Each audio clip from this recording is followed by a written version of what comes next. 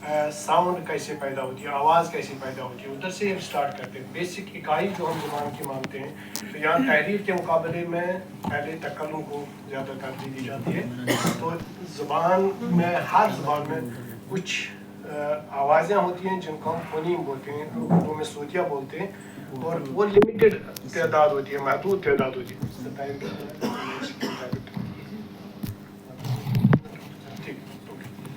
तो जैसे उर्दू में आपके पास जो कॉन्सोनेंट है वावल मजमूई तौर से 42 पे 44 या 45 तक बनते हैं, उन्हीं महदूद, उसी तरह अंग्रेज़ी में भी 44 आवाज़ें हैं, फोनीम्स हैं, उन्हीं को आप इस्तेमाल करके फिर वर्ड्स बनाते हैं। वर्ड्स से आगे जाके आप फिक्रों पर जाते हैं, सेंटेंसेस पर जाते हैं, और पूरा एक मतन वजूद में आ जाता है। तो दायरे कार जो हमारा है, तो उसमें 5 लेवल्स हैं, 5 सतहें। जब हम किसी ज़बान का या किसी अदबी फन पारी का मुताला करते हैं, तो 5 सतहें। एक जो आवाज़ों के हवाले से बात की जाती है, सोतियात जिसको कहते हैं। फिर उसमें मखसूस जो वो आवाज़ें हैं, उनकी बनावट, उनकी तरतीब, उनकी तशकील, ताइज सोतियात जिसको हम बोलते हैं, फोनोलॉजी। उसके बाद हम जाते हैं मॉर्फीम्स पर, जिसमें आप बात करते हैं अल्फाज की तशकील और अल्फाज की बनावट के साथ। उसके बाद आप ऊपर जाते हैं कि जैसे मैं बात करूँगा कि लड़का, तो लड़का क्या है, हम बोलते हैं कि ये एक मुज़क्कर है, वाहिद है। और फिर लड़के बोलेंगे तो उसमें बोलेंगे कि ये मुज़क्कर है और जमा है। तो ये इस बना कैसे है, लड़के लड़कों, इसमें ये जो चेंजेस आती हैं, केसेस आ जाते हैं, तो उसको हम मॉर्फोलॉजी में देते हैं। उसके बाद जब मैं बोलूँगा बहुत अच्छा लड़का, अच्छे लड़के, वो एक बहुत अच्छा लड़का, तो हम मॉर्फोलॉजी से आगे जाते हैं, नहव में जाते हैं। और अल्टीमेटली जो जिसको हम सिंटैक्स बोलते हैं, और अल्टीमेटली जो लास्ट लेवल होती है वो मानियात की है, सेमेंटिक्स की। तो ये दायरे कार होते हैं। जब हम बात करते हैं अब इसमें अरबी ज़बान के मुताले पर लिसानियात का इतलाक़, तो लिसानियात में अगर आप, मैंने 5 लेवल्स जो बोले, 5 लेवल्स में आपके पास बहुत थेरीज हैं हर लेवल पे, फोनोलॉजी पर भी, मॉर्फोलॉजी पर भी, सिंटैक्स पर भी, सेमेंटिक्स पर, बिल्कुल डिफरेंट डिसिप्लिन हैं। हर लेवल पर अलग अलग थेरीज हैं, अलग अलग नजरिए हैं, अलग अलग तहकीकात हुई हैं। लेकिन उसमें ये तो थेरी की बात हो गई, नजरियों की बात हो गई। उसके बाद जब आप वही उसूल, लिसानी उसूल, इन लेवलों के, उनको आप अप्लाई करते हैं, इतलाक़ करते हैं उनका किसी दूसरे मौजू पर, जैसे उसको हम बोलते हैं इतलाक़ी लिसानियात, अप्लाइड लिंग्विस्टिक्स। जैसे यहाँ हम जब बात करें कि मैं लिसानी उसूलों को लेके, लिसानी नजरियों को लेके, लिसानी तरीक़ेकार को लेके जब मैं किसी अदब पारी का, फ़न पारी का तजिया करूँगा, तो मैं जाता हूँ इतलाक़ी लिसानियात पर, जिसमें हम बात करते हैं फिर असलूबियात की बात आएगी कि जब आप लिसानी तरीक़ेकार से किसी भी अदब पारी की का तजिया करेंगे, तो हम उसको उसलूबियात या उसलूबियाती तनकीद बोलते हैं, इंग्लिश में स्टाइलिस्टिक्स। डॉक्टर साहब ने जो अभी बात की, तो उसमें मैंने लिखा है जैसे लिसानी माहिरों और अदबी नकातों के बाद दरमियान में आपस में एक बहुत ही बड़ा बहस मुबासा रहा है कि इधर अदबी जो तनकीद निगार थे वो कह रहे थे कि लिसानियात का कोई रोल ही नहीं है, कोई किरदार ही नहीं है अदब में, और माहिरीन लिसानियात कह रहे थे नहीं, हमारा रोल है, क्योंकि जो अदब है वो ज़ुबान में लिखा जाता है, और जब ज़बान की बात आती है तो लिसानियात का रोल लाजमी है। और इसमें एक मशहूर, आप इंटरनेट पर भी जाके देख सकते हैं, एक 1950s में ज़बरदस्त बहस व तकरार हुई दो इन ग्रुपों के दरमियान, और उसमें एक डिबेट हुआ है रॉजर फाउलर और चार्ल्स बेट्सन। तो आप देख भी सकते हैं उनके दरमियान बहुत ही ज़बरदस्त, फाउलर एक माहिर लिसानियात था, बेट्सन वो अदबी तनकीद नाकिद था। तो उस हद तक कि वो उनको गलत साबित कर रहे थे, ये उनको गलत साबित करने के लिए रिटन है ये बहस मुबासा, इस हद तक कि वो जो कहते हैं ना कि अदब की हदूद को भी पार कर गए, किसी हद तक गालम गलोच पर भी आ गए थे। लेकिन बाद में क्या हुआ कि जैसे मैंने बात की थी, मेन जो उनके थे अदबी ये तनकीद पर, जो माहिरीन लिसानियात का वो था, जो तनकीद वो कर रहे थे, वो कह रहे थे कि आपका ज़्यादातर सब्जेक्टिव होता है, मौज़ूई होता है, आप तासुराती इम्प्रेशनिस्टिक होते हैं। आपने गालिब को पढ़ा, इकबाल को पढ़ा, जो तासुर आपके जहन पे आ गया, तो वही आप कहते हैं कि अच्छी नज़म है या अच्छी गज़ल है, एट्सेट्रा एट्सेट्रा। और लेकिन ज़बान का जो इस्तेमाल है, ज़बान की जो साख्त है, ज़बान के जो आप उसकी तंजीम तशकील उस अदब फनपारी में, उसको आप बहस में नहीं लाते। ये माहिरीन लिसानियात का मेन एक वो था क्रिटिसिज्म उन पे। اس کے برعکس جو ادبی ناقدین تھے وہ کہہ رہے تھے کہ بھائی آپ یہ جو میں کوئی نظم پڑھوں گا، میں کوئی غزل پڑھوں گا، میرے اس میں جو اس وقت رد عمل پیدا ہوگا آپ اس سے نابلد ہیں، آپ وہ سمجھ نہیں سکتے. جیسے ڈاکٹر صاحب نے بولا کہ خشک ہیں کہ آپ تو اصولوں کی مدد سے جاتے ہیں، آپ تخلیقی صلاحیت یا کریٹیوٹی جو ہے یا تخیل جو ہے، امیجنیشن، ان پہلوؤں کو آپ اس میں نہیں لا سکتے، گرفت میں نہیں لا سکتے. تو لیکن بعد میں کیا ہوا کہ یہ ڈبیٹ اتنا چلا کہ الٹیمیٹلی کچھ سی حد تک پھر یہ ریئلائزیشن ہو گئی دونوں گروپوں میں کہ نہیں، دونوں گروپ اپنی اپنی جگہ صحیح ہیں، اور کسی نہ کسی حد تک لسانیات کا بھی اس میں دخل ہے ادبی فن پارے کو. اس میں ایک دو معنی جیسے آپ دیکھیں گے لوئس گرے اس نے بعد میں لکھا تھا کہ between true literature and linguistics there is no conflict. The real linguist is at least half a literature and the real literature at least half a linguist. میں نے کوشش کی اس کا ترجمہ کرنے کے حقیقی ادب اور لسانیات کے درمیان کوئی تصادم نہیں.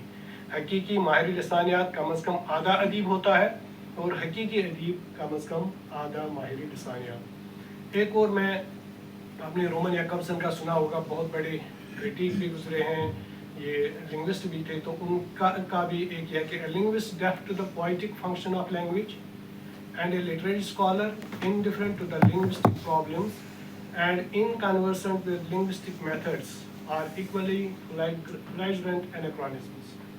کہ دونوں اپنے انہوں نے بولا کہ دونوں، اگر وہ بولیں گے کہ یہ نہیں ہے ان کا رول، وہ بولیں گے ان کا رول، آپ کہیں گے کہ دونوں یہ سہو میں مبتلا ہیں، دونوں بہت بڑی غلطی کر رہے ہیں.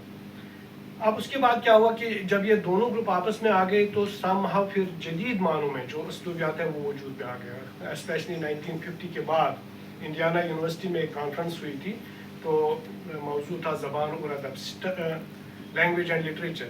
تو اس میں پھر کافی حد تک یہ جو بحثہ بحثی ہو رہی تھی اس پر کافی بات چلی، اور تبھی وہ لوئس گرے اور ان کا جو میں نے بھی حوالہ دیا تو یہ ان کے جو بیانات تھے تو اس کے بعد وجود میں آ گئے. اسی سلسلے کی پھر ایک اور پیڑھی تھی جو بہت ہی اہمیت رکھتی ہے اس حوالے سے کہ لسانیات کا ادب کے تجزیے میں کتنا رول ہے. وہ 1958 میں 1958 میں دوسری کانفرنس اسی یونیورسٹی میں امریکہ میں انڈیانا یونیورسٹی میں ہوئی، جس میں اسلوب اسٹائل کے مختلف پہلوؤں، جس میں دونوں فونالوجیکل، مارفالوجیکل، نحوی اور معنویاتی اس میں پہلوؤں پر تبادلہ خیال کیا گیا. اور بعد میں یہ کتاب کی شکل میں دیکھیں، یہ بڑے بڑے لوگ اس میں شامل ہوئے تھے اس سیمینار میں 1958 والے میں. آئی ریچرڈس تھا، Roger Brown, Chatman, Rulon Wells, Archibald Hill, John B Carroll, Roman Jakobson, Dell Hymes, Charles Osgood, Thomas Sebeok وغیرہ وغیرہ.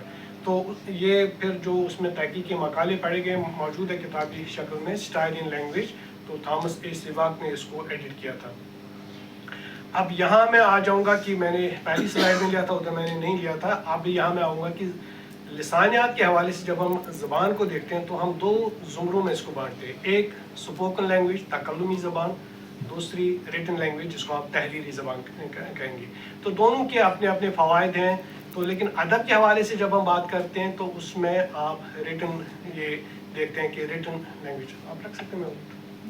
اوکے، تو اس میں ریٹن لینگویج جو ہے تو ادب کی زبان جو ہے وہ اسپوکن فارم میں نہیں ہوتی، وہ ریٹن فارم ہوتی ہے، تحریری شکل میں ہوتی ہے. تو عام اب اس کو ہم لسانیات میں ایک تو اسپوکن اینڈ ریٹن، پھر تحریر میں جب ہم آتے ہیں تو تحریر میں بھی ہم زبان کو دو حصوں، تحریری زبان کو بھی دو زمروں میں بانٹتے ہیں. ایک ادبی زبان، دوسری غیر ادبی زبان. آپ سب یہاں ادب کے اساتذہ بڑے بڑے میرے سامنے ہیں، تو اسی حد تک میں سمجھتا ہوں کہ میری یہاں بات کرنا شاید آفتاب ہی ہیں یہاں پر ان کے سامنے بات کرنا اینی وے، لیکن موقع ملا ہے تو جو بھی کوشش کروں گا.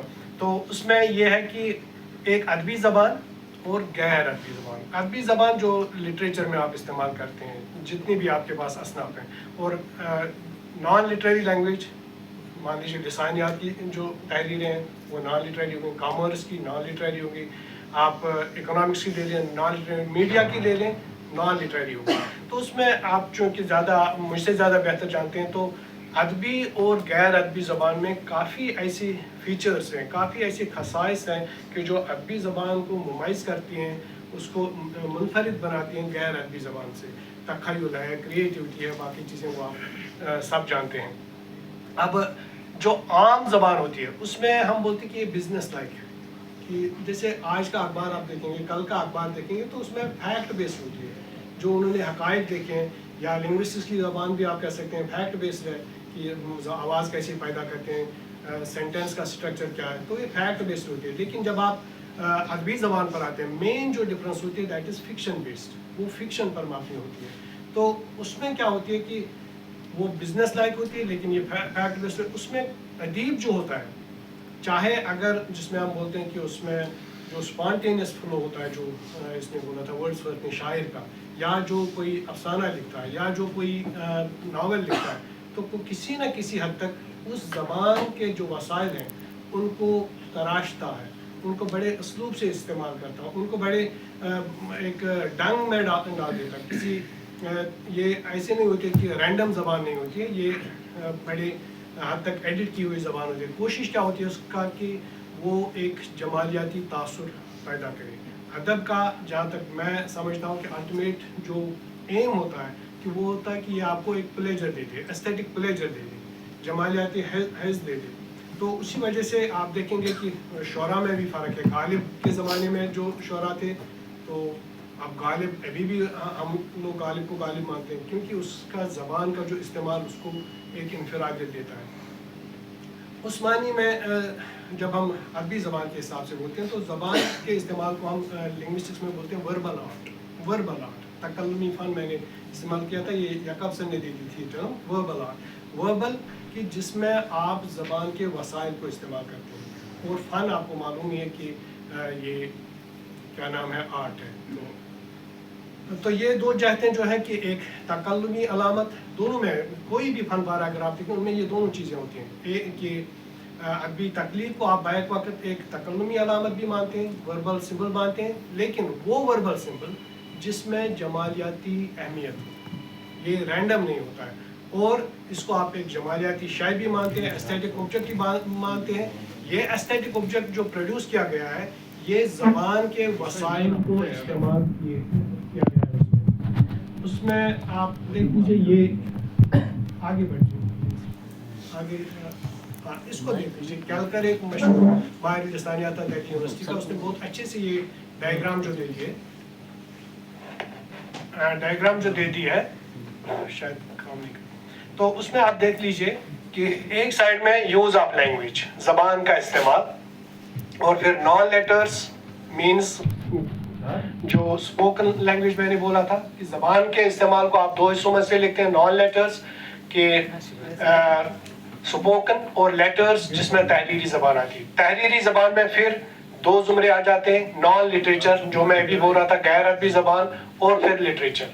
اب ادھر آپ جائیے ایستھیٹک لائف کی جمالیات کی جب ہم بات کرتے ہیں تو اس میں آپ کے پاس فائن آرٹس ایک زمرہ دیا ہے انہوں نے، جو جس میں انسان استعمال ہوتا ہے، کوئی آدمی، جیسے ادب بھی اس میں آ جائے گا بعد میں. تو فائن آرٹس، اور پھر نان آرٹسٹک ایستھیٹک ایونٹس جو آپ کہہ سکتے ہیں نیچرل ہیں. حیدرآباد خوبصورت جگہ ہے، کشمیر خوبصورت جگہ ہے، تو نیچرل ہے، تو ان کو ہم اس نے لیا کہ they are non artistic aesthetic events. لیکن ادھر فائن آرٹس. اب فائن آرٹس اور لٹریچر آپ دیکھ لیجیے، تحریری زبان میں لٹریچر ادھر جاتا ہے کہ تحریری زبان میں یوز آف لینگویج، اور ادھر جاتا ہے ایستھیٹکس کو، ہاؤ اٹ کمبائنز، کے دونوں زمرے یہاں کیسے کمبائن ہوتے ہیں. تو اس حوالے سے یہ جو میں نے پہلے بھی کہا تھا کہ اس ڈیبیٹ کو لے کے اگر آپ جائیں گے کہ بطور ماہر لسانیات ہمارا ایک دعویٰ یہ رہتا ہے کہ بھائی ہمارا رول ہے زبان کے تجزیے میں، ادب کے تجزیے میں. ریزن بینگ کہ موضوع جو ہمارا ہوتا ہے، جو سبجیکٹ میٹر ہے لنگوسٹکس کا، وہ لینگویج ہے، وہ زبان ہے. تو ادب چونکہ زبان میں پیدا کیا جاتا ہے، ادب کے اس میں تخلیق میں، ادب کی تخلیق میں زبان کا استعمال ہوتا ہے، تو کہیں نہ کہیں لسانیات کا رول ادھر آ جاتا ہے. اور ہمارا یہ کہنا ہے کہ یہ بہتر انداز میں ایویلویشن، کسی بھی ادب پارے کی ایویلویشن یا اس کا تعین قدر کرنے میں مددگار ثابت ہو سکتا ہے. دیکھیں کوئی بھی آپ کوئی نظم اٹھا لیں، کوئی غزل اٹھا لیں، کوئی بھی عربی فن پارہ پڑھیں، تو آپ پہلے کرتے کیا؟ آپ اس کو انٹرپریٹ کرتے ہیں. میرے پاس کوئی غزل ہے تو میں اس کو انٹرپریٹ کروں گا، سمجھوں گا، اس کی تشریح کروں گا اپنے ذہن میں. اس کے بعد اس کو ایویلویٹ کروں گا کہ یہ نظم اچھی ہے یا بری ہے، جو آپ ادبی تنقید میں کرتے ہیں کہ اس میں کیا خصائص ہیں، یہ اس میں حسن کیا ہے، وہ کیا ہے. لیکن ایک حیثیت میں جس میں لسانیات تھوڑا اس سے آگے بڑھتا ہے وہ ڈسکرپشن ہے، توضیح ہے. ہم لسانی اصولوں کو استعمال کر کے اس کے بعد ہم جاتے ہیں انٹرپریٹیشن پر، اس کے بعد ہم جاتے ہیں تعین قدر پر یا ایویلویشن پر. پہلے ہم لسانی اصولوں کو، لسانی تھیریز کو استعمال کر کے اس کی ڈسکرپشن کرتے ہیں. میں آگے ایک مثال دے رہا ہوں، آپ دیکھ لیجئے. انگریزی کی میں نے مثال لی ہے شیکسپیئر سے. کم وی برن ڈے لائٹ، تو وی برن ڈے لائٹ پر آ جائیے آپ. اگر آپ دیکھیں گے کہ اس کا جو آرڈر ہے ان کا سبجیکٹ، ورب اینڈ آبجیکٹ. سبجیکٹ فاعل، پھر فعل اور مفعول. وی برن ڈے لائٹ، وی ہو گیا سبجیکٹ، برن ہو گیا فعل اور ڈے لائٹ ہو گیا آبجیکٹ. اب ڈے لائٹ کا اس میں جو برن ہے، ہر ایک جو ورب ہوتا ہے، میں جب کہتا ہوں میں نے کھانا کھایا، میں نے چائے پی. اب ورب کھایا اور ورب پی، لیکن کیا کھانا، کیا پی چائے. تو اب آپ یہ نہیں کہہ سکتے ہیں کہ اگر میں یہاں آپ کو بولوں میں نے کھانا کھایا، میں بولوں گا کہ میں نے چائے کھایا، تو آپ سب لوگ بولیں گے نہیں سر یہ جملہ صحیح نہیں ہے. کیوں صحیح نہیں ہے؟ کہ جو زبان ہوتی ہے اس میں ایک رولز ہوتے ہیں، وہ رولز مجھے بھی پتا ہے، وہ رولز ایک ان پڑھ آدمی کو بھی پتا ہوتے ہیں. آپ کسی بھی اردو والے کے پاس جائیں جس نے اسکول میں تعلیم حاصل نہیں کی ہوگی، اس کو آپ بول دیجیے میں نے چائے کھائی، تو وہ آپ کو ڈانٹے گا، کیونکہ اس کے ذہن میں ایک گرامر بنا ہوا ہے. اس کو معلوم ہے کہ کھائی جب ورب آئے گا تو اس کا جو آبجیکٹ ہوگا، مفعول جو ہوگا، وہ کوئی سالڈ ہونا چاہیے. اسی طرح آپ اس پر آ جائیے گا. یہ میں جو کہہ رہا تھا کہ لسانی طریقہ کار ہم استعمال کرتے ہیں. برن آپ دیکھیں، جلنا، تو اس کا جو آبجیکٹ ہونا چاہیے وہ کوئی ایسی شے ہونی چاہیے، ایسا آبجیکٹ ہونا چاہیے کہ جو جل سکے، جو انفلیمیبل ہو. آگ جب جلاتا ہے لکڑی کو جلائے گا، کیروسین کو جلائے گا، پیٹرول کو جلائے گا، کلوتھس کو جلائے گا. لیکن یہاں اس کا آبجیکٹ کیا ہے؟ Day light. تو اگر آپ گرامر کے قواعد کے مطابق جائیں گے تو یہ اس کو ہم بولیں گے کہ لسانی اصولوں سے، لسانی قواعد سے انحراف ہے. تو میں مجبور ہوتا ہوں کہ پھر دوسری انٹرپریٹیشن پر جانے کی. بھائی پھر برن ڈے لائٹ کیا اس کے بعد تشریح میری وہ ذمہ واری ہے. میں کہوں گا کہ اب نان لٹرل میننگ پر میں جاؤں گا. اس کا جو اوریجنل میننگ ہے، جو ڈکشنری میننگ ہے، اس پر نہیں جاؤں گا. اب اس سے آگے بڑھ جاؤں گا میں. تو میں کہہ سکتا ہوں کہ اس میں ویسٹنگ ٹائم، شاید وقت ضائع کرنے کو اس نے بولا کہ کم وی برن ڈے لائٹ. یا دوسری مثال ڈائلن تھامس کی نیچے ہے، اے گریف ایگو. آپ کو پتا ہی ہے کہ آرٹیکل ہے، تو اے کے ساتھ یہ ناؤن کے ساتھ استعمال ہوتا ہے. A teacher, a boy, a girl, an object, a book, a bottle, a pen, a watch. اور ایگو، ایگو دکھاتا ہے ایڈورب ہے، یہ ٹائم کے ساتھ استعمال ہوتا ہے. منٹ ایگو، تو نارمل آپ کا جو پیراڈائم بنے گا، نارمل جو آپ گردان بنے گا. میں کہہ رہا ہوں کہ لنگوسٹکس کیسے ڈسکرپشن میں اس کو سمجھنے میں مدد کر سکتا ہے. تو میں نارمل پیراڈائم کیا اس کا کیا بن سکتا تھا؟ A second ago, a minute ago, a day ago, a night ago, a week ago, a fortnight ago, a month ago. لیکن ڈائلن تھامس نے لکھا ہے اے گریف ایگو. تو میں اب جاؤں گا نان لٹرل میننگ پر. کس سینس میں؟ اگر آپ اس پوائم میں دیکھیں گے نا، تو اس پوائم میں جس میں یہ استعمال ہوا ہے وہاں ایک غم کی بات ہوتی ہے کہ ایک آدمی، آپ سمجھ سکتے ہیں کسی، مان لیجیے اللہ نہ کرے کہ کسی ماں کے 2 یا 3 بچے تھے، مر گئے. ایسے حادثات ہوتے رہتے ہیں. تو اب وہ اپنے وقت کو وہ دنوں، مہینوں، سیکنڈز میں شمار نہیں کرتی. وہ صبح سے شام تک کتنی مرتبہ اس کو اپنے بچوں کی یاد آتی ہے. تو اس کا جو ٹائم ماپنے کا پیمانہ بن جاتا ہے وہ بن جاتا ہے گریف. تو that is why he has used a grief ego.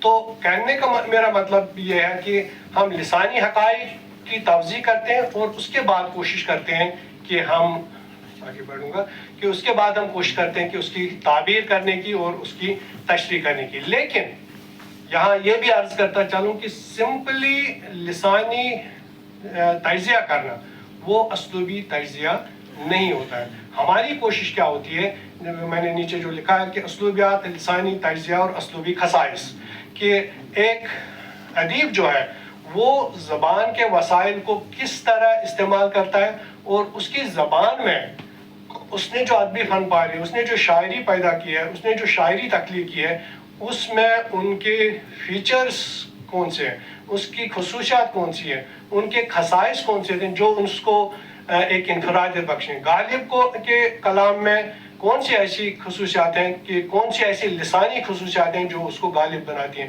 Mir Taqi Mir کے کلام میں کون سی ایسی خصائص ہیں، کون سے ایسے وصف ہیں، زبان کو اس نے کیسے استعمال کیا ہے، صوتیاتی سطح پر، مارفیمیاتی سطح پر، نحوی سطح پر، جو اس کو میر بناتی ہیں۔ تو کہنے کا مطلب یہ ہے کہ ہر مصنف کا اپنا ایک اسلوب ہوتا ہے۔ وہ اسلوب وجود میں کیسے آتا ہے؟ وہ اسلوب وجود میں آتا ہے کہ وہ بندہ، وہ ادیب زبان کے وسائل کو، لسانی وسائل کو کیسے استعمال کرتا ہے، کیسے ان کو ایکسپلائٹ کرتا ہے، ان کو کیسے مینور کرتا ہے۔ اس میں کارل پروسٹ نے ایک بہت اچھی مثال دی تھی، style is to the writer what colour is to the painter. اب کلر اگر آپ دیکھیں گے، آپ کے پاس بھی وہی برش رہے گا، میرے پاس بھی وہی برش رہے گا، آپ کے پاس بھی وہی کلر باکس رہے گا، تو لیکن سیم برش، سیم کلرز، کیوں کوئی ایم ایف حسین بن جاتا ہے، کیوں کوئی ڈاونسی بن جاتا ہے؟ پھر اس میں وہی تخیل، جو کریٹیوٹی، تخلیقی صلاحیت، وہ وجود میں آ جاتی ہے۔ میں اور آپ وہی برش اٹھائیں گے، شاید ہم کسی وجود میں نہیں ہوں گے۔ تو وہی آپ انالوجی استعمال کر سکتے ہیں ادب پر۔ وہی لسانی وسائل، وہی محدود فونیمز، وہی الفاظ بنانے کے سابقے اور لاحقے، وہی جملوں کا طریقہ کار، وہی گرامر، وہی غالب کے پاس بھی تھا، وہی اس کے جو ہم اثر لوگ تھے ان کے پاس بھی تھا، وہی شہریار کے پاس بھی تھا، وہی باقی لوگوں کے پاس تھا، وہی میرے پاس بھی ہے، وہی آپ کے پاس بھی ہے۔ لیکن وہ زبان کو غالب یا جو بڑے بڑے ادیب ہیں وہ کیسے اس کو استعمال کر لیتے ہیں۔ ابھی ڈاکٹر صاحب نے اتنا اچھا خطبہ دے دیا، اتنا اچھا لیکچر دے دیا، میں غور کر رہا تھا ان کے جو بیان پہ۔ مسئلہ صرف یہ نہیں ہے کہ میٹیریل کیا تھا، کنٹینٹ کیا تھا، مواد کیا تھا، لیکن پیش کرنے کا انداز۔ آئی سیلیوٹ، میں تو ہمیشہ یہ تو، لیکن وہ طریقہ کار، تو دیٹ میکس شہاب صاحب کے وہی لسانی وسائل ان کے پاس بھی ہیں، وہی میرے پاس بھی ہیں، لیکن ان کا بولنے کا انداز اعلیٰ پائے کا تھا۔ تو وہی ادیب کو ایک ادیب بناتا ہے کہ وہ ان چیزوں کو کیسے استعمال کرتا ہے۔ اب یہاں پر جب ہم دیکھتے ہیں کہ وہ لسانی وسائل کو کیسے استعمال کرتے ہیں، پھر ہم اس کو جوڑتے ہیں جمالیات کے ساتھ، کہ کیسے وہ اس کو ایک ایسا آرٹیفیکٹ بناتے ہیں، کیسا اس کو ایسا فن پارہ بناتے ہیں کہ آپ اور میں اس کی طرف اٹریکٹ ہوتے ہیں، ایک کشش پیدا ہوتی ہے غالب کو پڑھنے میں۔ لیکن وہ اس کے جو فنکارہ استعمال ہے، اس کو میں چھوڑ رہا ہوں، فنکارہ جو اس کا استعمال ہے، طریقہ کار ہے۔ اب اسلوب، جو میں نے بولا کہ ہر ایک کا اپنا اپنا اسلوب ہوتا کیا ہے؟ سٹائل کی جب میں بات کروں گا، وہ کیا ہوتا ہے کہ یہ وہی کارل پروسٹ کے ساتھ میں جوڑوں گا کہ سٹائل اگر آپ براڈ ٹرمز میں دیکھیں گے، ہم کہہ سکتے ہیں کسی چیز کو کرنے کا کوئی طریقہ، way of doing something, broad انداز میں۔ سٹائل ہم اس انداز میں بھی ابھی ڈاکٹر صاحب کا بولنے کا اسلوب، میرا بولنے کا اسلوب، آپ کا چائے پینے کا اسلوب، کسی کا کھانا کھانے کا اسلوب، ہر کام میں دو چیزیں ہوتی ہیں، ایک کیا کیا جاتا ہے، what، اور دوسرا ہوتا ہے how، کیسے۔ بیٹنگ کا اسلوب ٹینڈولکر کا، آپ راہل ڈراوڈ کا، بابر اعظم کا، ہر ایک ہی کام کرتا ہے نا۔ میوزک آپ دیکھ لیجیے، ماڈرن، کلاسیکل، ویسٹرن، تو وہی یہاں بھی آ جاتا ہے کہ جب آپ لسانیات میں آتے ہیں، جب آپ ادب میں آتے ہیں، تو یہاں پر اسلوب کیا ہوتا ہے کہ what is being done، کہ وہ ادب تخلیق کرتے ہیں، لیکن how، کیسے وہ ادب تخلیق کرتے ہیں۔ تو یہاں پر مختلف انداز میں بھی بیان کیا گیا ہے کہ لسانیات ادبی تنقید جماعت، یہ میں چھوڑ دیتا ہوں۔ اب کچھ ڈیفینیشنز میں آپ کو بولوں گا سٹائل کی، اسلوب کی۔ یہاں پر بھی ایک ڈفیکلٹی پیدا ہوئی، جو ابھی ہم بات کر رہے تھے کہ جو ڈیبیٹ ہوا تھا، کہ لسانی جو ماہرین ہیں وہ اسلوب کو اپنے نقطہ نظر سے بیان کرتے ہیں، جو جمالیات کے ماہرین ہیں وہ اسلوب کو اپنے انداز سے بیان کرتے ہیں، اس کی اپنی تعریف کرتے ہیں، اور جو ادبی ماہرین ہیں وہ اسلوب کو اپنے انداز سے بیان کرتے ہیں۔ کچھ میں نے ڈیفینیشنز دے دی ہیں، جیسے چیٹمین کا ہے کہ idiosyncratic way of doing something, किसी काम को करने का मुनफरिद अंदाज, या जोनाथन स्विफ्ट का है proper words in proper places, मुनासिब अल्फाज मुनासिब जगहों पर। ये आप सारा देख सकते हैं, अगर आप अपने किसी भी अपने जहन में इस वक्त लाएंगे किसी भी फन पारे को, तो आप ये देख सकते हैं कैसे गालिब ने मुनासिब अल्फाज को मुनासिब जगहों पर इस्तेमाल किया है। ग्राहम हाफ की डेफिनेशन देख लीजिए, language is the dress of thought, क्योंकि पहले फिक्र होनी चाहिए, कोई ख्याल होना चाहिए, तो उसको फिर आप उसलूब का जामा पहनाते हैं। Language is the dress of thought and style is the particular cut and fashion of the dress. जैसे कपड़े जो सिलते हैं तो आपके पास मवाद सेम है, लेकिन वो उसको कैसे तराशते हैं, वो उसको कट कैसे करते हैं। सो ज़बान ख्यालात का लिबास है और असलूब उस लिबास का खास अंदाज और फैशन है। Charles हॉकेट, linguists are two utterances which carry the same meaning but which differ in their linguistic structure are said to vary in their style. Eric Wellender का देखिए, style in the linguistic sense usually signifies very special usage. Very special usage, ये अहम है, हर एक का इनका अपना एक स्पेशल यूजेज होता है। Clearly contracted against the general, आम आदमी के अंदाज और अजीब के अंदाज में यही फर्क होता है कि वो स्पेशल यूजेज होता है। Style is a certain absolute and unique manner of expressing a thing in all its intensity and color. असलूब एक मखसूस, मुतलक और मुनफरिद अंदाज है जिसमें किसी चीज़ को उसकी मुकम्मल शिद्दत और रंगीनी के साथ जाहिर किया जाता है। न्यूमैन की style is the एफलेंस of character and not merely an external decoration. ये देख लीजिए, any man what ever has a peculiar style, doctor Johnson का है, और अल्टीमेटली बफून की स्टाइल इज द मैन। इंसान असलूब ही आदमी है, जो आपके अंदर की पहचान है होती है, that is why he said style is the man. This is the ultimate definition. तो अगर आप देखेंगे कि हर एक ने, इसमें जो मैंने डेफिनेशंस देख ली थी, तो कुछ डेफिनेशंस माहिरीन लिसानियात की थी, कुछ लिटरेरी क्रिटिक्स की थी और कुछ एस्थेटिशियंस की थी। तो हर एक ने असलूब को अपने अपने ज़ाविये निगाह से बयान किया। उसी वजह से मिडलटन मरे ने बोला था कि ये बहुत ही पेचीदा है बयान कर रहा हूँ। लास्ट में उसका अगर आप देखेंगे, 6 books would not suffice for the attempt। कौन सी अटेम्प्ट असलूब को बयान करने की, much less for 6 lectures। और बाद में एक फेमस स्टाइलिस्टिक स्कॉलर था निल्स एरिक कैनक्रोस, उसने ये सारी जितनी भी अभी भी डेफिनेशंस लोग दे रहे हैं उनको 5 जुमरों में, उसने बोला कि मैं इनको 5 कैटेगरीज में 5 जुमरों में बांट सकता हूँ। एक उसका मशहूर ये पेपर है on defining style. Style as embellishment, असलूब बतौर आराइश या सजावट कह दीजिए। Style as choice between alternate expressions, मुतबादिल इस्तेमाल। Style as set of individual characteristics, असलूब बतौर इनफरादी खुसूसियात का मजमुआ। Style as a set of relations among linguistic entities that are stateable in terms of wider spans of text than the sentence। यहाँ पर हम जाते हैं, जैसे आप नावल को जब पढ़ते हैं तो आप नावल का जो पहला सेंटेंस होता है उसमें कोई ना कोई रबत होता है लास्ट वाले सेंटेंस के साथ। तो यहाँ पूरे इस डिस्कोर्स को हम लेते हैं, उसमें एक और लेवल है जिसको हम डिस्कोर्स बोलते हैं। और style as deviation from norm, कभी कभी जो मैंने भी एग्जाम्पल दे दी थी डायलन थॉमस की, एग्रीफ है वो कि जब आप लिसानी उसूलों को ब्रेक करते हैं। मुझे सबा इकराम का वो शायर याद आता है,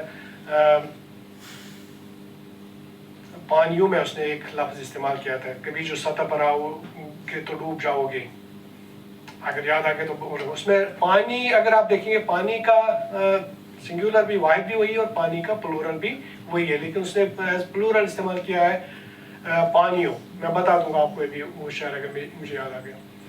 तो कहना यह है कि हर मुसन्निफ का अपना मुनफरिद असलूब होता है, वो अपने अंदाज से लिसानी वसाइल को इस्तेमाल करता है। और ये लिसानी वसाइल का इस्तेमाल सोतिये से, फोनीम से, जो मैंने बोला था कि पहली इकाई हम ज़बान की मानते हैं सोतिया, फोनीम। मैं सोतियम की यहाँ डेफिनेशन बोलूँगा कि पैट, प एंड ट, और फिर बोलेंगे कैट, क एंड ट। अगर आप देखेंगे दो लफ्ज़ों में सिर्फ डिफरेंस है प और क की, तो मीनिंग भी तब्दील हो जाती है, उन्हीं को हम सोतियम्स बोलते हैं।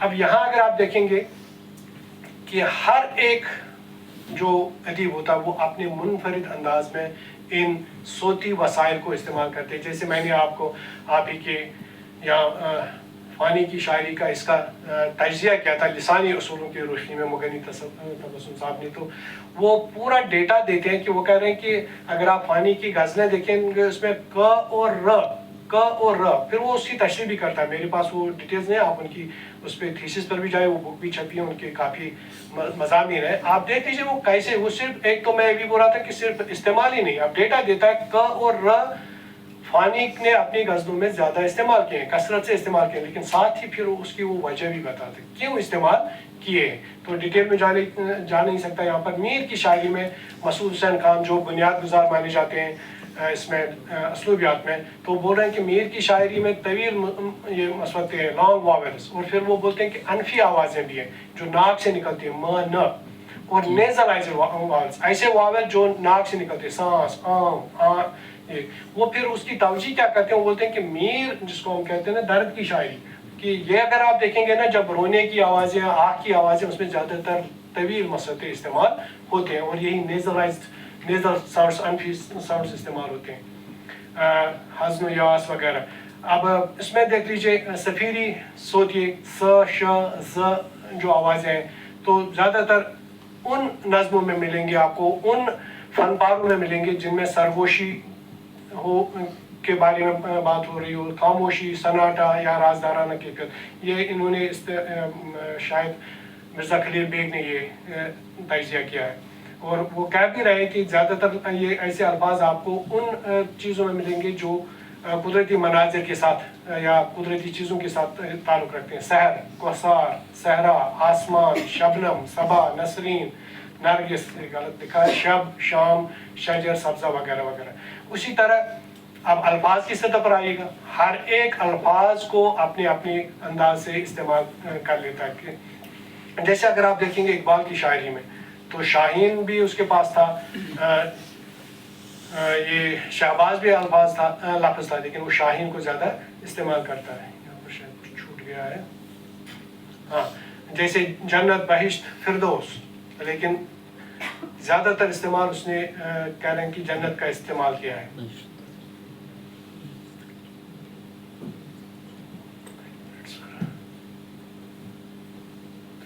اب نحوی اس پر جائے کہ جب آپ جملوں کی بات کرتے ہیں. اب دیکھیں دو میں نے شعر آپ کے سامنے پیش کر رہا ہوں کہ ہو گئے دفن ہزاروں ہی گل اندام اس میں، اس وجہ خاک سے ہوتے ہیں گلستان پیدا. ناسک کا شعر ہے، تو وہی بات کرتا ہے کہ جو ناپائیداری دنیا کی ہے. تھیم اگر آپ لے لیں گے، لیکن اس کا کہنے کا انداز دیکھ لیجیے. اس کے بعد غالب کو دیکھ لیجیے، سب کہاں کچھ بالا وہ گل میں نمایاں ہو گئی، خاک میں کیا صورتیں ہوں گی کہ بنا ہو گئی. اگر آپ دیکھیں گے موضوع یا تھیم جو ہے دونوں کا ایک ہی ہے، دنیا کی ناپائیداری، لیکن غالب نے کس انداز سے پیش کیا اور ناسک نے کس انداز سے پیش کیا. حالانکہ وہی جملے، وہی الفاظ ناسک کے پاس بھی تھے، وہی لسانی وسائل ناسک کے پاس بھی تھے، اور وہی لسانی وسائل غالب کے پاس بھی تھے. تو اس وجہ سے اسلوبیات کو اسلوب کے مطالعہ بھی کہا جاتا ہے.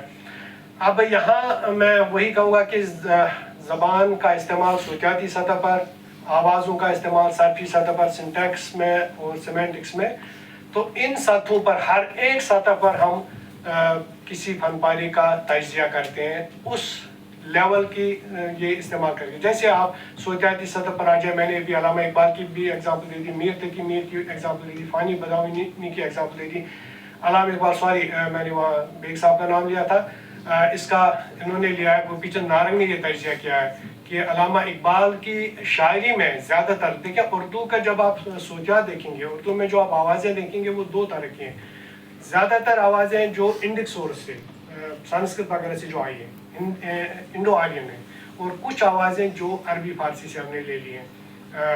تو وہ کہہ رہے ہیں کہ اس میں زیادہ تر آوازیں، ان کا تجزیہ جب کیا جاتا ہے، زیادہ تر وہ صوتیے استعمال کیے ہیں جو عربی فارسی آوازیں ہیں.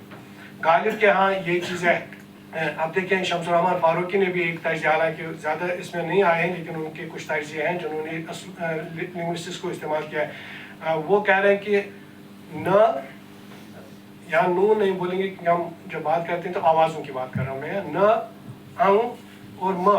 وہ کہہ رہے ہیں میر اور سودا کے یہاں یہ آوازیں بہت کم ہیں. پھر وہ توجہ بھی کرتا ہے، لیکن دونوں کے مقابلے میں غالب کے یہاں ان کی تعداد تقریباً دگنا ہے. تو یہ چیز مجھے بولنے کی ضرورت نہیں ہے کہ اب آپ کافیہ وغیرہ پر، میں کہہ رہا ہوں کہ کیسے کیسے کیا کیا چیزیں ہو سکتی ہیں. آپ کو چاہیے ایک عمر اثر ہونے تک، یہ تو آپ کو پتہ ہے کافیہ ردیف. اب تکرار کہ ایلیٹریشن کیا ہوتا ہے کہ آپ، جیسے میں آپ کو ایگزامپل بولوں گا، میں نے پہلے بھی بولا تھا کہ ہر ایک ادیب لسانی وسائل کو ڈیلیبریٹلی پلانڈ انداز میں استعمال کرتا ہے. The cat sat on the rug. The cat sat on the rug. چٹائی پر بیٹھ گئی.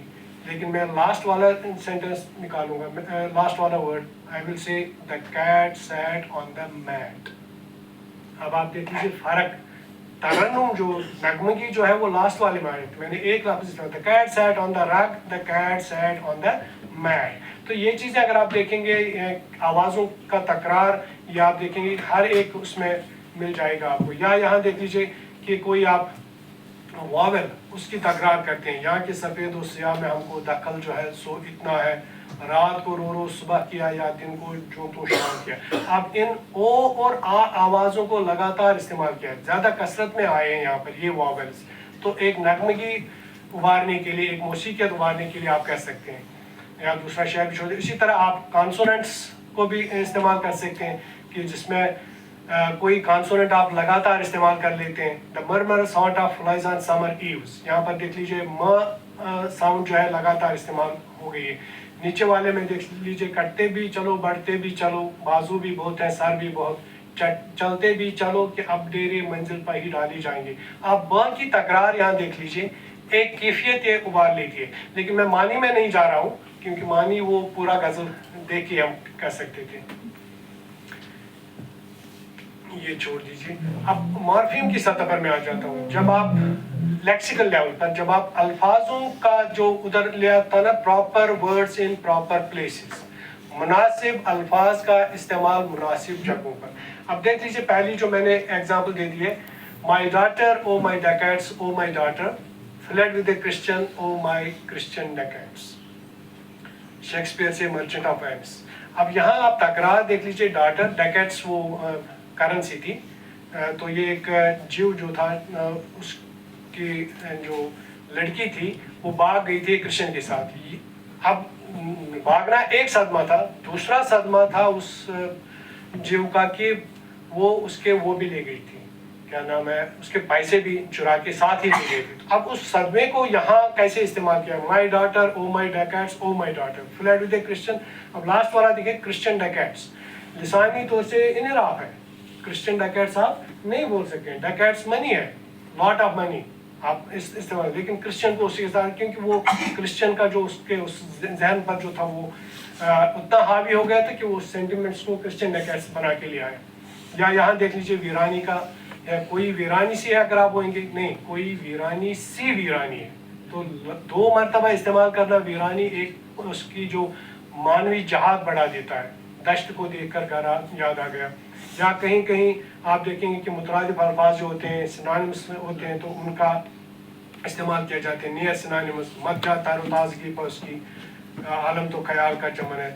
آپ دیکھیں گے مرکب الفاظ جب استعمال ہوتے ہیں اس میں کچھ یہی ہوتی ہے، تشکیل و تنظیم، تعریف، توصیف وغیرہ.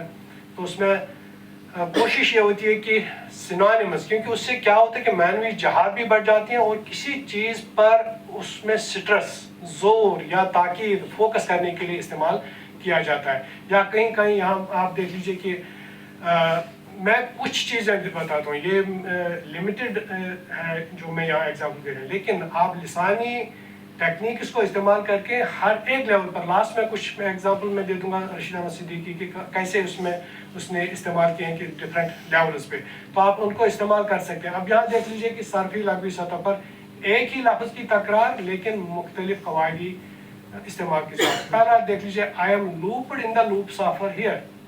اب looped پہلا یہ ایز ورب استعمال ہوا ہے اور دوسرا ایز ناؤن استعمال ہوا ہے. And mark in every face I meet, marks of weakness, marks of hope.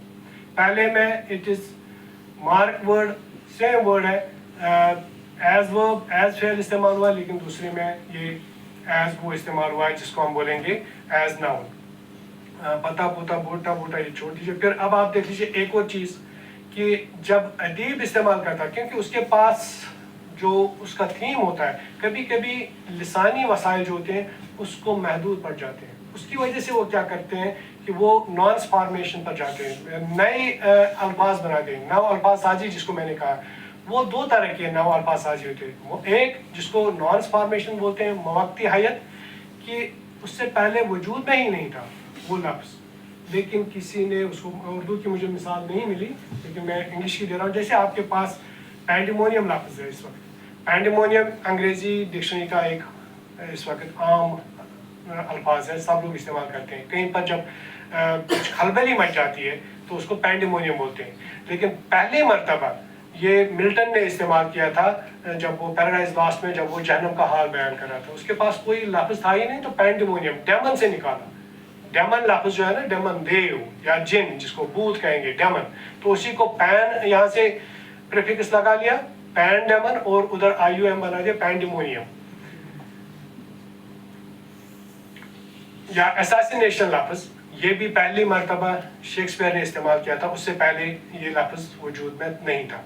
اور کبھی کبھی کیا ہوتا ہے کہ آپ, یہ تو تھا کہ ٹوٹلی نیو لفظ, لیکن کبھی کبھی ایسا بھی کر سکتے ہیں آپ رولز کو بریک کرتے ہیں اور کوئی ایسا الفاظ بناتے ہیں جیسے اس نے ایگری تھا کو بولا تھا, حالانکہ اس نے کوئی نیا لفظ استعمال نہیں کیا تھا لیکن ڈیویشن کی تھی. اب یہ آپ دیکھ لیجئے, یہ لفظ جان ہاپکنس کا ویڈو میکنگ, ان چائلڈنگ, ان فادرنگ ڈیپس, ریکاپ ڈیوش لینڈ میں اس نے استعمال کیا.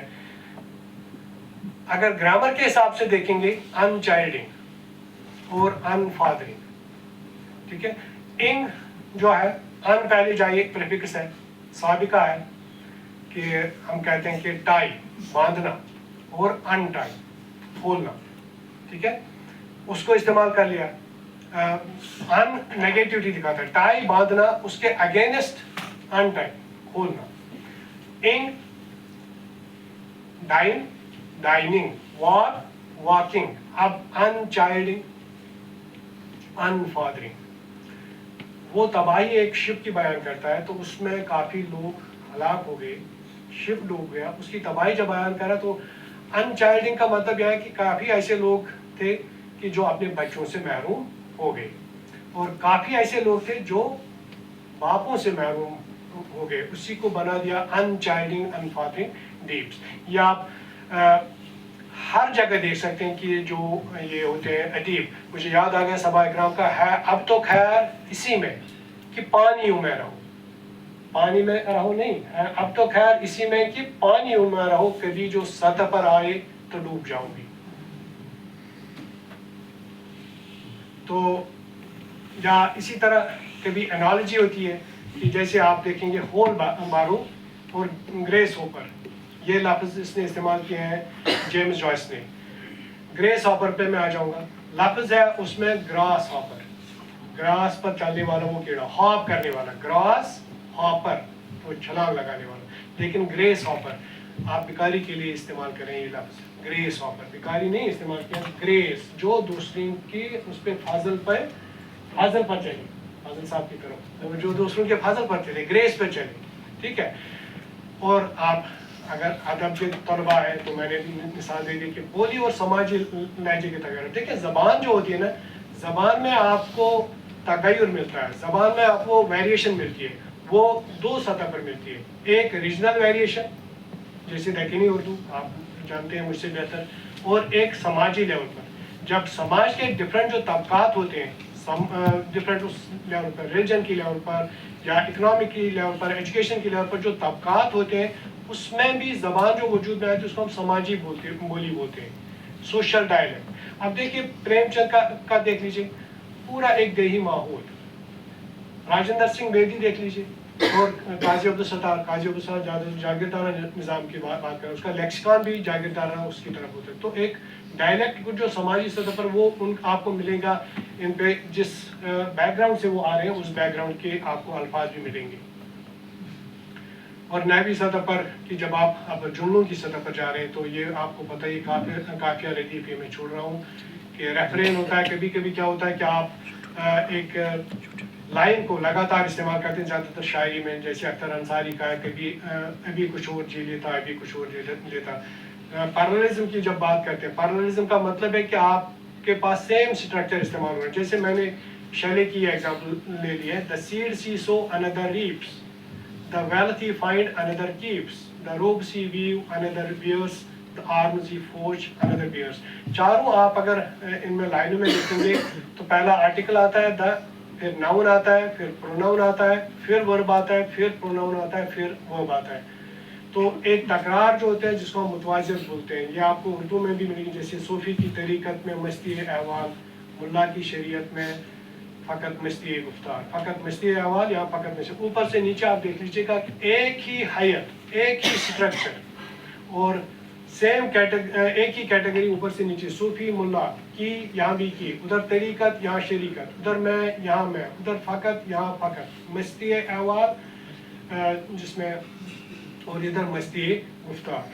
اسی طرح فریز لیول پر آپ دیکھیں گے جہانگیر اقبال کا جو ہے جہانگیر ہو جہاں آ رہا, جہاں دار ہو جہاں بال ہو جہاں آ رہا وغیرہ وغیرہ. یا کبھی کبھی یہ ہوتا کہ آپ شعر میں یا سینٹنس میں نحوی الٹ پھیر کرتے ہیں. کہنے کا مطلب یہ کہ کوئی لفظ جو پہلے آغاز میں آیا تھا بعد میں اس کو آپ اختتام پر آخر پر لیتے ہیں. جیسے what we call the beginning is often the end, یہاں beginning پہلے آ رہا ہے پھر end آ رہا ہے, لیکن دوسرے لائن میں جائے and to make an end is to make a beginning. تو یہ فوکس کرنے کے لیے, کسی چیز پر مرکوز کرنے کے لیے, ادھر beginning پر زیادہ فوکس تھا, ادھر end پر زیادہ فوکس آتا ہے. نیچے بھی آپ دیکھ سکتے ہیں یہ کہا بھائی ارباب یقین عرش نشین ہے, یہ عرش نشین والی نبوت کا رنگین ہے. آپ اردو کے طلباء تو خود آپ معنی آپ دیکھ سکتے ہیں. اب یہاں آ جائیے نحوی سطح پر ایک اور ٹاپیکلائزیشن, کہ کسی چیز کو آپ فوکس میں لاتے ہیں تو اس کا جو وہ ہے ترتیب جو نارمل گرامر میں وہ آپ چینج کر دیتے ہیں, اس کو آپ بدل دیتے ہیں. میں نے یہاں ملٹن کا کی لے لیا, two massy keys he bore of metal twain. اگر نارمل سینٹنس ہوتا تو ہم بولتے ہیں he bore two massy keys of metal twain, لیکن یہاں اس کو فوکس کرنا تھا ٹو میسے کیز پر. یا اقبال کا شعر ہے, بٹھا کے عرش پہ رکھا ہے تو نے اے وائز, خدا وہ کیا ہے جو بندوں سے اعتراض کرے. بٹھا کے میرے حساب سے, لسانی حساب سے میں کہہ رہا ہوں کہ بٹھا کے اقبال نے دانستہ طور پر, شعوری طور پر پہلے لایا ہے. یہ اگر آپ وہ جو بحث ہے نا دین کو اسے گھروں میں کرنے کے لیے جو کرسچنز کا تصور ہے, بٹھا کے عرش پہ رکھا ہے تو نہیں آیا. غالب کا یہ سوری اقبال کا یہ کہنا تھا کہ مذہب گھر میں بھی ہے اور مذہب ایوانوں میں بھی ہونا چاہیے. دیٹ از وائی وہ استعمال کرتا ہے کہ بٹھا کے عرش پہ رکھا ہے. کہ وائز تو نے تو اس کو بولا کہ بھائی اس نے دنیا پیدا کر لی, اب وہ بیٹھے ہیں کہاں پر, عرش پر. اب اس کو کوئی سروکار نہیں ہے اس دنیا کے ساتھ, اس دنیا کے نظام کے ساتھ. تو فوکس کیا ہے بٹھانا, کہ اس کو آپ نے پیسو بنا لیا. خدا کو اب آپ نے جب عرش پہ بٹھا کے رکھا ہے تو اس کو آپ نے پیسو بنایا, اس کو آپ نے ایکٹیو نہیں رکھا. ابہام آپ کو معلوم ہی ہے, ابہام سے بیڑی پیڑی ہوتی ہیں یہ کیا نام ہے ادب. ان سپرنگ کم سے چھوڑ دیجیے, میں جا رہا ہوں آگے. اب آج کی شاعری میں code switching, code mixing. Code switching کیا ہوتی ہے کہ آپ سینٹنسز جو ہے, جملے جو ہیں بولتے ایک زبان میں, جیسے اردو میں بولیں گے یا اردو میں ادب لکھیں گے, لیکن کسی اور زبان کے الفاظ بھی آپ ان سینٹنس میں استعمال کرتے ہیں. یہ لینگویج کنٹیکٹ, جب کوئی زبان دوسری زبان کے ساتھ ربط میں آ جاتی ہے, جیسے چونکہ اب انگریزی کا غلبہ ہے تو آپ کو ملیں گے ایسا ادب ملے گا جس میں آپ الفاظ بارو کرتے ہیں, مستعار لیتے ہیں انگریزی سے. ہو سکتا ہے, مجھے نہیں معلوم, اگر آپ دکنی اردو دیکھیں گے یا دکنی میں جو ادب لکھا گیا دکنی اردو میں, تو شاید آپ کو تیلگو کے بھی اس میں کچھ الفاظ ملیں گے. وہ کیوں ملیں گے؟ کیونکہ اس کے ادیب کے ذہن میں جو گرامر بنا ہوتا ہے وہ اس میں تیلگو کی بھی چھاپ ہوتی ہے اور اردو کی بھی چھاپ ہوتی ہے. لیکن جب وہ استعمال کرتا ہے وہ تیلگو کا لفظ, وہ کسی مقصد کے تحت استعمال کرتا ہے, وہ دانستہ طور پر اس لفظ کو استعمال کر لیتا ہے. میں نے یہ فتح صاحب کی بک سے لے لی یہ مثالیں انہوں نے دی. جیسے جیسے عمر بیگی سادہ پوشاکی گئی, سوٹ پیلا شرٹ نیلی, شرٹ قمیض نہیں لکھا, شرٹ نیلی, ٹائی دہانی ہو گئی. یا نیچے ریفریجریٹر میں رکھی ہوئی کشتی میں میری دونوں آنکھیں برہنہ پڑی تھیں, وہاں تک کسی خواب کے ہاتھ پہنچے نہیں تھے. سوری میں وہ دینا بھول گیا کہ کن کیا ہے, لیکن میں نے فتح صاحب کی بک سے لے لیا, پروفیسر فتح. تو معنوی سطح پر میں اس کو رش کروں گا کیونکہ آپ کافی لیٹ ہو گیا کہ معنوی سطح پر استعارہ آپ کو معلوم نہیں ہے کہ استعارہ کیا ہوتا ہے. میں نے تشبیہ کی بات کی تھی یہاں پر.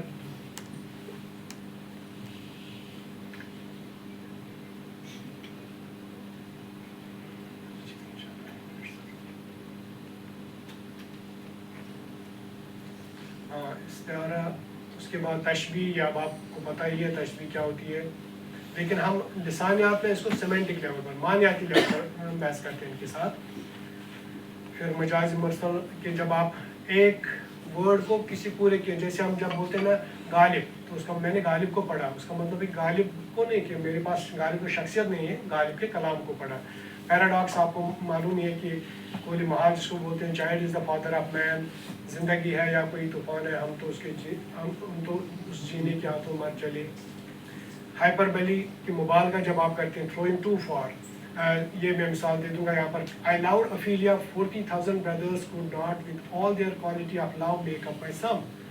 کہ 40,000 بھائی بھی ہوتا، میں افیلیا سے اس حد تک پیار کر رہا تھا، مبالغہ آ رہی جس کو بولتے ہیں، غرور جس کو بولتے ہیں، اس حد تک پیار کرتے 40,000 بھائی بھی اتنا پیار نہیں کر سکتے.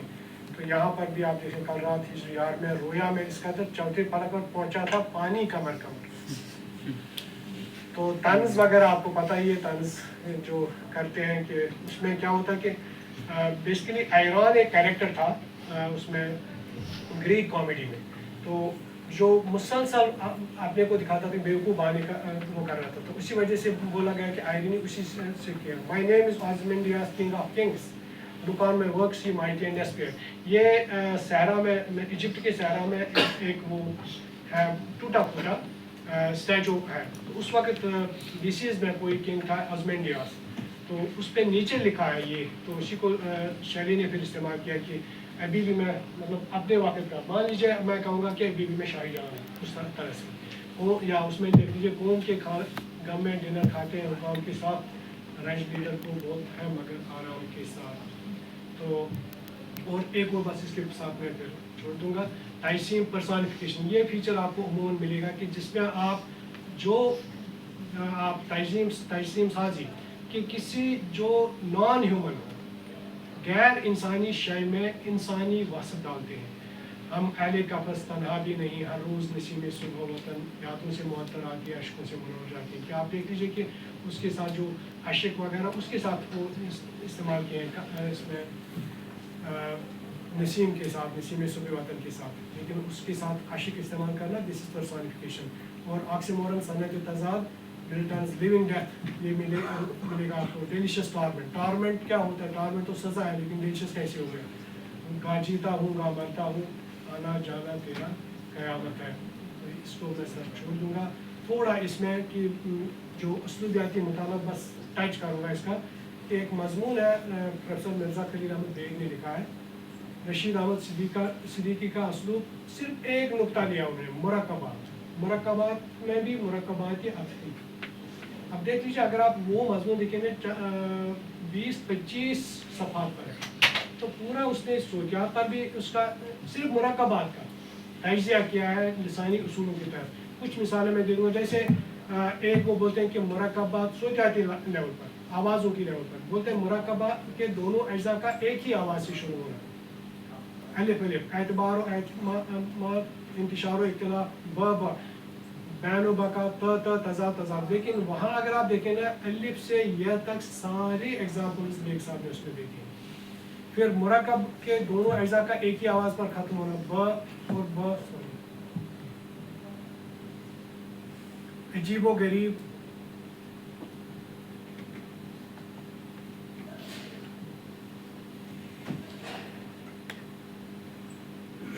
تو اور تو اسی طرح. پھر مرکب کے دونوں اجزاء کا ایک ہی آواز سے شروع ہونا اور ایک ہی آواز پر ختم ہونا. تمنا و تماشا، آ پر تو سے سٹارٹ ہوتے ہیں اور آ پر ختم ہوتے ہیں دونوں. جلال و جمال، شوکت و شہرت. حروف علت کی تکرار، اظہار و ابلاغ. ای کا دیکھ لیجیے تشکیل و تنظیم. پھر کانسوننٹس کی تکرار، ت ب، تب و تا. پھر مورفالوجی اور نحوی پر آ جائیے. مرکب کے دونوں اجزاء کا ایک ہی جزو کلام، پارٹ آف اسپیچ سے ہونا. دونوں اسم जस्तजू व तहकीक, फ़िक्र व फुर्सत, दोनों सिफत, मशहूर मारूफ, मौजू व मुकम्मल, मुरक्कब के दोनों अज़ा का वाहिद या जमा की सूरत में आना, वहूश तयूर, अहबाब व आइज़ा,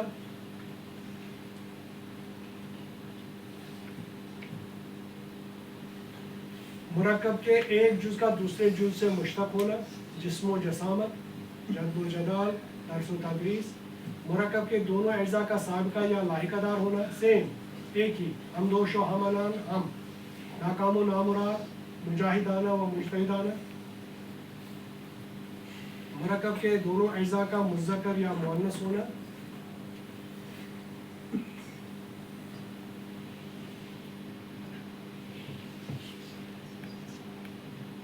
मश्क व सफाई, ऐश व तारफ, मुरक्कब फिर मानवी सतह पर सेमेंटिक लेवल पर मुरक्कब के दोनों अज़ा का मुतरादिफ होना, यका व तन्हा, रब्त व तसलसल, मुरक्कब के दोनों अज़ा का करीबुल मुतरादिफ, पूरा मुतरादिफ नहीं करीबुल मुतरादिफ, मज़हब व मसलक, निफाक व इफ्तिराक, मुरक्कब के दोनों अज़ा का मुख्तलिफुल मानी होना, हुस्न व कबूल, नशीब व फराज, रद व कबूल, खैर व शर।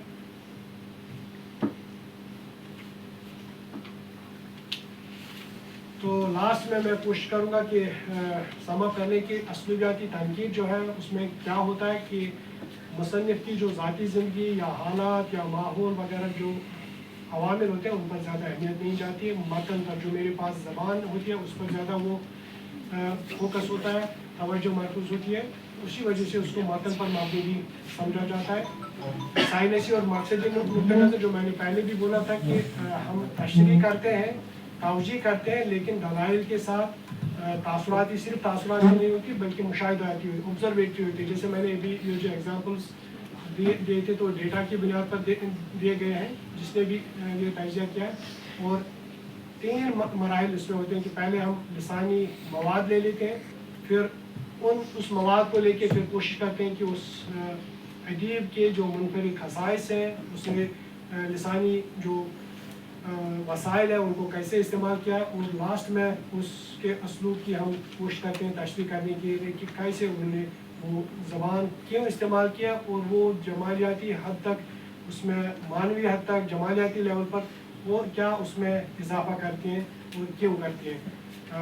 बहुत बहुत शुक्रिया। और आखिर में मैं डॉक्टर साहब का शुक्रगुजार हूँ कि मुझे मौका दिया यहाँ आने का, और आप सब का मैंने इतनी देर तक आपकी समझ करा।